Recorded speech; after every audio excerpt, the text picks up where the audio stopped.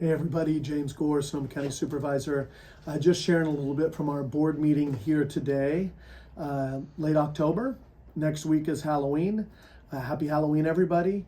Getting into some of the details of things we reviewed today. Number one, we jumped off. We had a great grant, $2 million grant from CAL FIRE going into the lower river area to do all kinds of vegetation management and shaded fuel breaks and in fire protection work. Also, one of the things that I posted recently was took a great hike with my kids in Foothill Regional Park, and we saw all these amazing piles that our natural resources team at Sonoma County Regional Parks put together as a part of our fire mitigation or risk reduction strategy. So you're going to see smoke in the air, not during a red flag warning, not during a dangerous time, but over the winter time, once we have some good rains and other things to get rid of those stacks and continue to do the work we need to do to be a fire-informed and a fire-prepared community. Another thing that we reviewed today, a big ticket item, is that we have had for many years, but a $40 million grant from the state to create at our jail a behavioral health unit. Behavioral health unit means really something, a specific section with 70 plus beds that can deal with those individuals who have severe mental illness that are in our jail.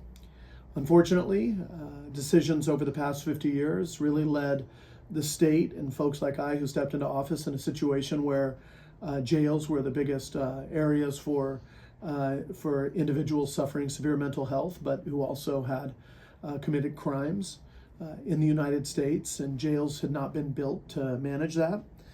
Just as an aside, we have an average daily population in our jail of right around 700 to 800 right now. And of that, 50% of the jail population is living with mental illness. About 32% of the entire population is with a serious mental illness, which usually means requiring intervention, as in forced medication or restraints. 46% of our population is requiring specialized housing due to mental illness. About 40% of our jail population identifies as homeless or houseless. And 32% of our behavioral health inmates are experiencing special housing needs. And so if you look at those numbers, I'm kind of reading from a little notepad here, like just reminding myself of these numbers, they are shocking.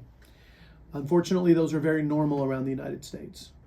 As the industrial mental health system from the past was deconstructed, there wasn't in the 50s, 60s, 70s, 80s, and 90s alternates really created throughout our communities, and so this is something that we all deal with. It's a big important issue, so we're trying to make a decision on the actual creation, the building of that behavioral health unit. So that's a big item that we reviewed today with the sheriff.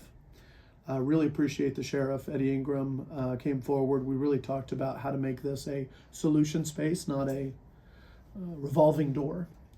I think you all could know, and I just think it's a really good thing to talk about, because taking care of those least fortunate who no one's taking care of in our community is not only something that we do and we have to do as a society. It's something that, if you look at really the business case for managing mental health and street homelessness, those kind of things that are interconnected, it's not about tough love or compassion. It's about doing what the results-based accountability of the data shows us.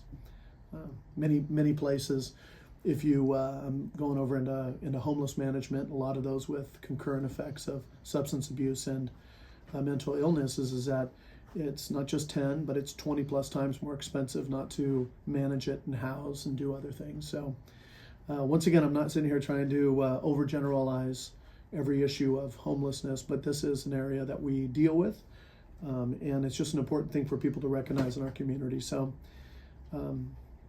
blessings to all. I hope you're all well, working hard on your behalf. Tired always after these, strangely tired after these Tuesday board meetings, which it's not like there's any calories being burned, but synapses after getting presentations and other things get a little fried. So blessings to all. Happy Halloween.